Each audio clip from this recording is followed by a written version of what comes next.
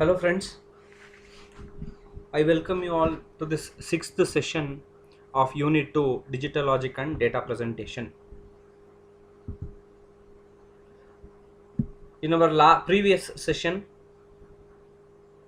we had seen the working of flip-flops and the various types of flip-flops that are SR flip-flop, and one practical example wherein SR flip-flop is used with switch debouncing, and we had also seen JK flip-flop. In today's class, we will be moving ahead by learning one more type of flip-flop, that is called D flip-flop, which has an advantage over these two kind of flip-flop. Before moving to D flip-flop, let us try to have a brief recap of SR and JK flip-flop, which is fundamental to understand D flip-flops. So from today's class, after completing it, the reader must be able to appreciate the functioning of D flip-flop, understand the basic principle of working of registers, which is extension of the application of D flip-flops, and we'll be having a small MCQ session on the topics covered today. So flip-flops are the basic memory elements which are made up of logic gates. We have seen the SR flip-flop, which was made out of NOR gate and which also can be realized using a NAND gate also. They form the basic memory elements. They are the single bit memory element. They can store either a 0 or a 1. In many of the cases, they are used as latches, wherein they retain the previous state of output until the next set of output is generated. Flip-flops are also called as sequential logic devices because they act as the memory element, and also they are the combinational logic circuits. There are a number of forms of flip-flops, that is SR flip-flop, JK flip-flop and D flip-flop. SR and JK flip-flops we have covered in the previous session. In today's session we will be covering D flip-flops. When we studied SR flip-flop, we understood that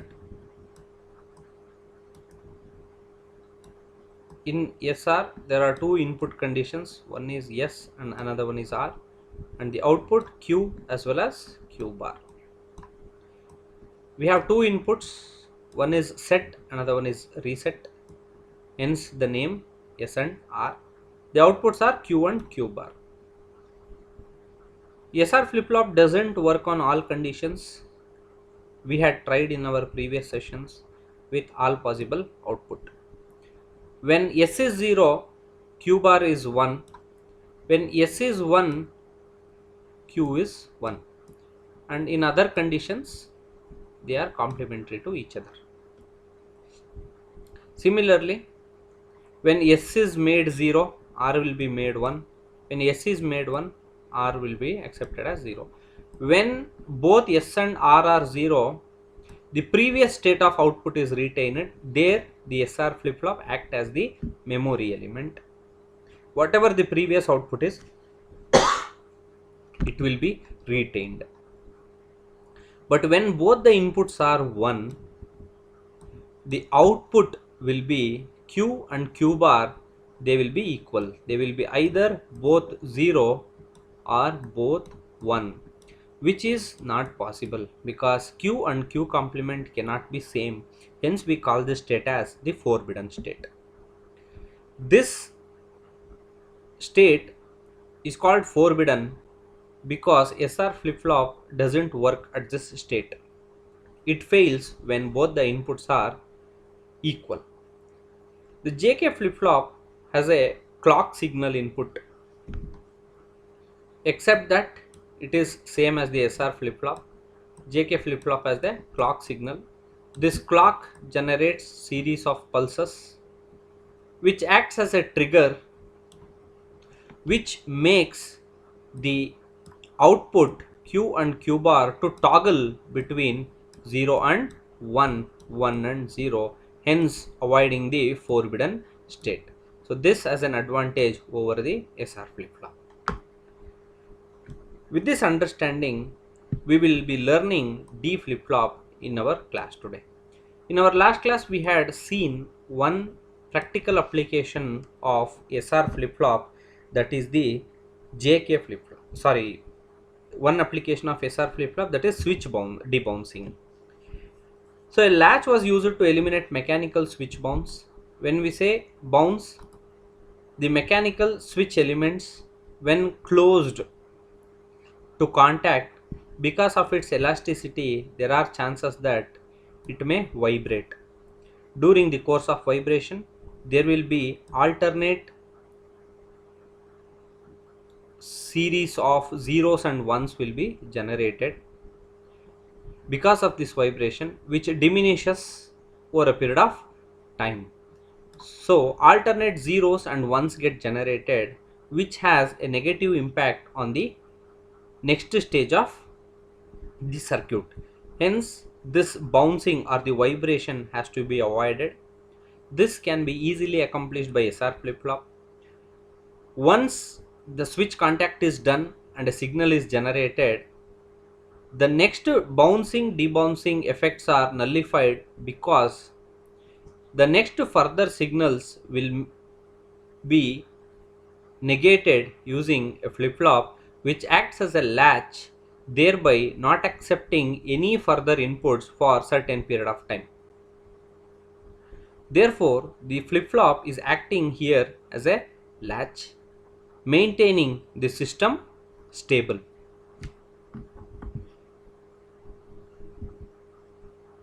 The JK flip-flop we have seen, which uses a clock. This clock signal acts as a trigger, releasing the latch, that is the releasing the forbidden stage. When both the inputs are 1, the output will toggle from 0 to 1 and 1 to 0, which avoids the forbidden state of SR flip-flop. Next comes the D flip-flop. D flip-flop is the most commonly used flip-flop. It is clocked type SR flip-flop.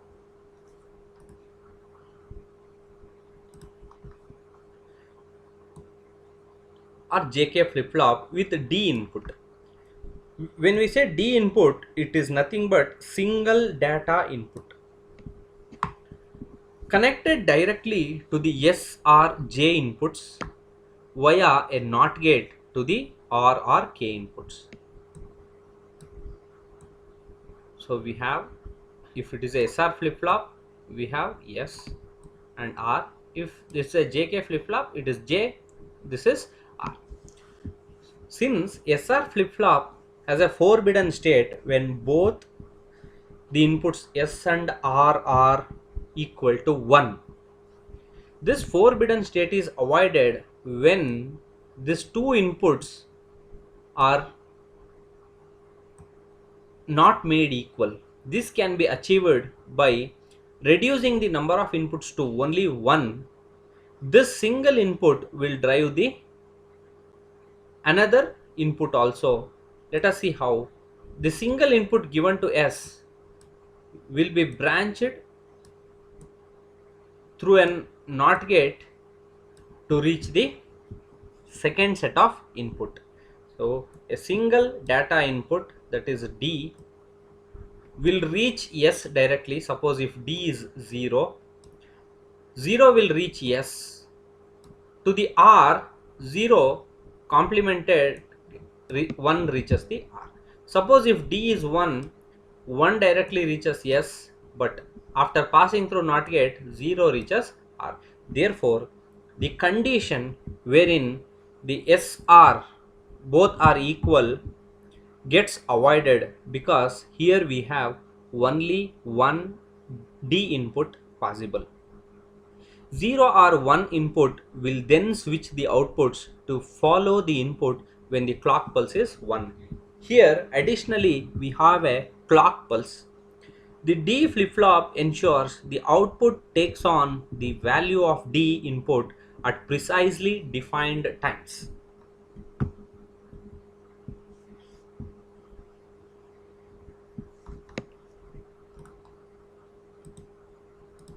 Here we are able to see the inputs given to the flip-flop, an ordinary JK flip-flop or an SR flip-flop also we can take. Here we have a single data input. It is directly connected to J, and through a NOT gate it is connected to K. Therefore, this avoids the same inputs reaching both the input terminals. The entire circuit can be represented logically or simplified as shown here. So here a simple block is accepting the D input. This D input is nothing but the inputs branched, which is one is taken directly, another one is passed through the NOT gate. The simplified representation is like this. Here single D input is enough to drive this flip-flop, which generates the output Q1, Q bar. So this is of course a clock signal. Let us try to understand how this truth table is realized with the D flip-flop.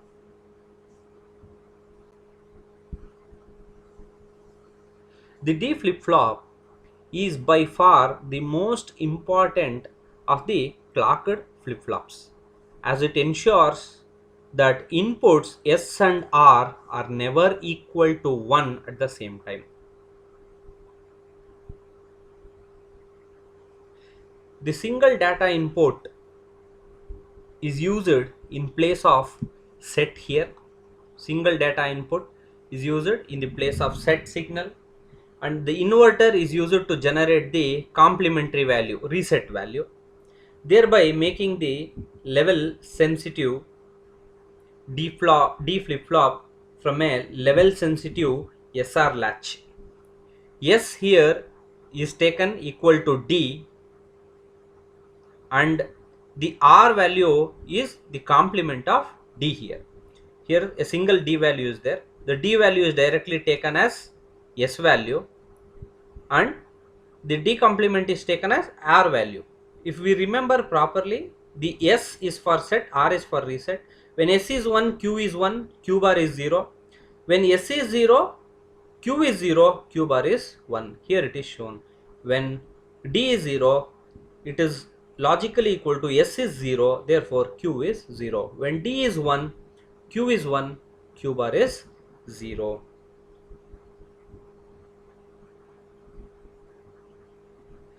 The outputs state are defined like this. When D is 1, it is equal to set S equal to 1, the set value Q is equal to 1. When D is 0, it is equal to saying S is 0, R is 1, therefore it is the reset state because the R is 1. Thus the single input called the data input is driving the entire flip-flop. That is, if this data input is held high, the flip-flop would be called in the set state, and when it is low, the flip-flop would change and become reset. An additional clock input signal, or also called as enable input, is used to isolate the data from the flip-flop's latching circuitry after the desired data has been stored. The effect is that the D input condition is only copied to the output Q when the clock input is active. This is the basis for another sequential device called D flip-flop. The D flip-flop will store the output whatever logic level is applied to its data terminal so long as the clock input is high. It means Whenever, so here in this truth table we have taken the clock signal also as one of the input. The output depends on the mainly on the clock signal. When the clock is high, we are able to get the output. In the remaining condition, that is when the clock is low, that is the clock output from the clock is low, the D flip flop just acts as the memory element.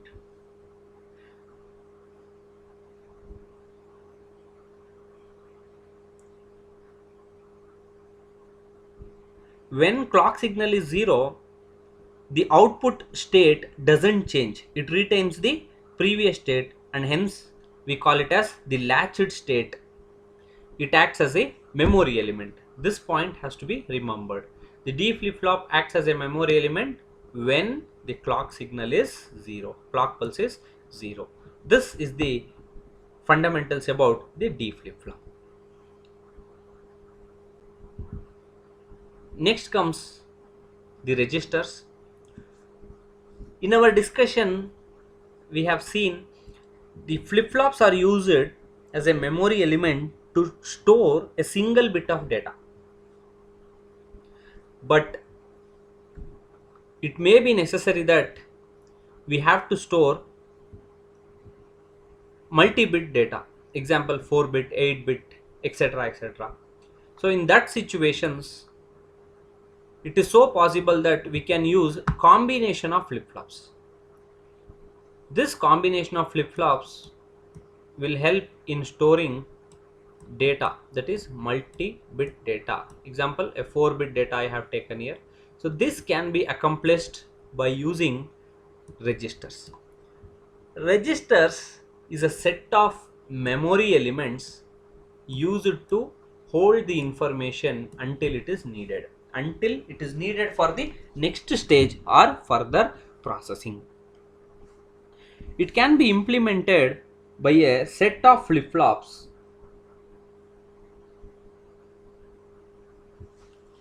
which can store a binary signal, that is 0 or 1, because each flip-flop has an ability to store a single binary value. So therefore, when we need a multi-bit of data, we can have series of flip-flops arranged as required to store the n number of bits. Here we are able to see the circuit diagram. 4 D flip-flops are connected with a single clock value input to it, and we have the D inputs. 4 inputs are there. It is a 4-bit register and 4 outputs are there. A clock signal and a load signal is connected to an AND gate, so which generates the clock value. So we must remember AND gate, which is for logical multiplication. So here clock signal and load signal are connected. The output from this will be generated only when both the signals are high. When both A and B are 1, the output is 1, because AND is for logical multiplication. Dot. Only when A dot B, both A and B are 1, A dot B will be 1. Therefore, until and unless both the inputs are high, there won't be any output, there won't be any clock signal. If we remember, the D flip-flop will act as a memory element when the clock signal is low. When there is a clock signal, the output gets changed. Until there is any signal from the clock or the load value, the D flip-flop, this combination of D flip-flop, that is register, acts as the memory element or the storage element. Therefore, when clock signal is 0, there is no input occurs to the D flip-flop. Therefore, it is called as the no change state. The input is latched, it remembers the previous state. When the load signal is 1, the input can change the state of the flip-flop. When load gets 1, clock, we have the clock signal already, both are 1, AND gate passes the output, there is a clock signal, therefore the state of the flip-flop changes. As long as the load signal is 0, the flip-flop retains the older value. So when there is no load signal, that is the signal is 0, the flip-flop act as a memory element, thereby the register stores the element. So in today's class, we had learnt about D flip-flops, single bit input flip-flop which has no forbidden state, and the application of D flip-flop in the form of registers which can store n number of bit. So registers are the combination of flip-flop itself. It is one of the application of D flip-flops once again.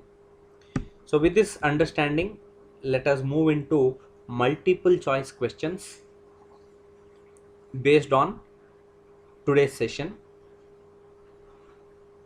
So question 1, in D flip-flop, D stands for option A distant, option B data, option C desired, option D delay. So here we have seen this enough. In D flip-flop, the D stands for single bit data, that is option B, single bit data. It stores the value on the data line. So option B is the right answer. Question number 2. The D flip-flop has dash input. So it's a direct question. The D flip-flop has a single bit or single data input line. It takes only one input value and it feeds the SR or JK using a NOT gate. So the right answer is option A, 1. It has only one input value. Question 3. The D flip-flop has dash outputs. Of course, all the flip-flops will be having two inputs. One is Q and another one complement of Q. D flip-flop, even though it has a single data input line, the output remains the same, that is Q1 Q bar. Therefore, the answer is the option A. D flip-flop has two outputs. One is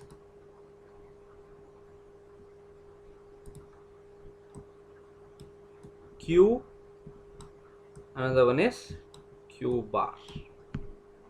Option A is the right answer for the third question. Question 4. In D flip-flop, if clock input is high and D is equal to 1, then output is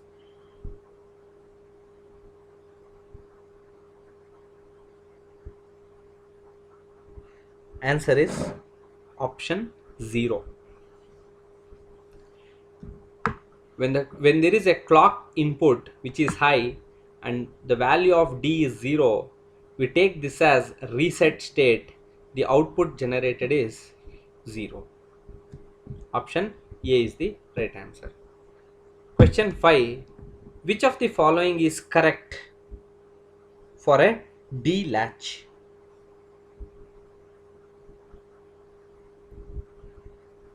Option A, the output toggles if one of the inputs is held high. Option B, Q output follows the input D when the enable is high. Enable is the clock signal is high. Option C, only one of the inputs can be high at a time. Option D, the output complement follows the input when enabled. So here the right answer is, if the clock is high, then the D flip-flop operates, and we know that input equals to output in case of D flip-flop. It stores the value on the data line. So option B is the right answer.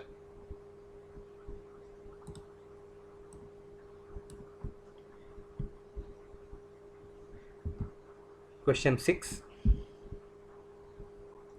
A register is defined as, very simple question. Option A, the group of latches for storing one bit of information. B, the group of latches for storing n bit of information. Option C, the group of flip-flops suitable for storing one bit of information. Option D, the group of flip-flops suitable for storing binary information. The registers are devices to store multi-bit data, that is can be in short called as binary information. Each flip-flop is a binary cell capable of storing one bit of information. The data in a register can be transferred from one flip-flop to the other. Therefore, the right answer is option D. Registers are nothing but group of flip-flops suitable for storing binary information. Option D is the right answer. Next question 7. The register is a type of, option A, sequential circuit, option B, combinational circuit, option C, CPU, option D, latches. We know register is a memory element which is made out of logic gates. The logic gates, of course, are in the form of combinational circuit. It uses multiple logic gates, but even though it uses a combinational type of circuit, it acts as a memory element. Therefore, sequential circuits, which are of course combinational circuit but has a memory element within them, therefore we can choose option A, that is sequential circuit, to be the right answer, as the register's output depends on the past and present state of inputs. The device which follows these properties is termed as the sequential circuit in another form, whereas the combinational circuits only depend on the present values, instant values of the input. Therefore, option A, sequential circuit, is the right answer for 7th question. So with this we have completed the multiple choice question session. We hope you have understood the today's session. So we wind up here. We will be meeting you in the next session with few more topics. Thank you all.